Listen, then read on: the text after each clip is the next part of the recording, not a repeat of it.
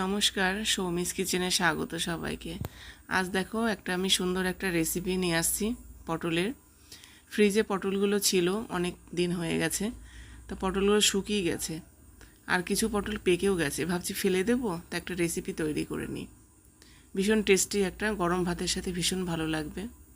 তো দেখো রেসিপিটা, ভালো লাগবে তোমাদের।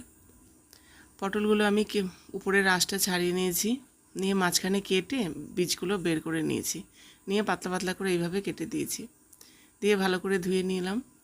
এবার দেখো লঙ্কাগুলো একটু শুকিয়ে গেছে, আর কিছুটা রসুন, স্বাদ মতো লঙ্কা দিয়ে দিয়েছি, তোমরা যে যেমন ঝাল খাবে সেই রকম দেবে।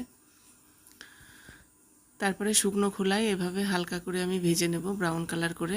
কালো জিরে দিয়ে দিলাম 2 চামচ মতো, দিয়ে এভাবে ভেজে তুলে নিলাম। এই দেখো ব্রাউন কালার হয়ে করে।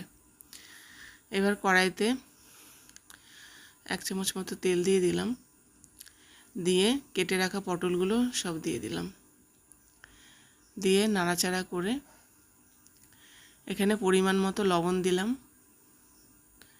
আর কিছুটা হালকা একটু হলুদ গুঁড়ো দিয়ে দিলাম কালারের জন্য। এবার ভালো করে নাড়াচাড়া করে দেখো পটলগুলো থেকে জল বেরোবে অনেকটাই, তাই জলটা শুকানো পর্যন্ত আমাকে রান্না করতে হবে। দেখো জলগুলো সব শুকিয়ে গেছে, পটলটাও আর একটু ভাজতে হবে, একটু ব্রাউন কালার করে ভাজা ভাজা করে নিতে হবে। এই দেখো হয়ে গেছে, এবার আমি তুলে নিলাম। এবার দেখো পাটায় লঙ্কা, কালো জিরে, রসুন এগুলো আমি আগে একটু বেটে নেব। তোমরা মিক্সিতেও বাটতে পারো, তা আমি পাটায় বাটছি। আর দেখো আমি পুরনো এটিএম কার্ড দিয়ে আমি মশলাটা কাচার ব্যবস্থা করে নিয়েছি। এটা একটা ছোট্ট টিপস, চাইলে তোমরাও করতে পারো। এবার দেখো আমি ভাজা পটলগুলো এভাবে বেটে নেব।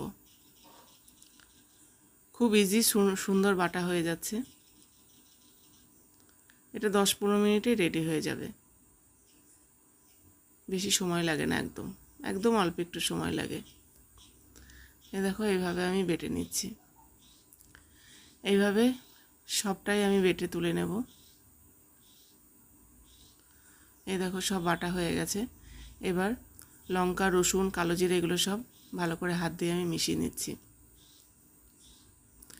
এই দেখো হয়ে গেছে, রেডি হয়ে গেছে।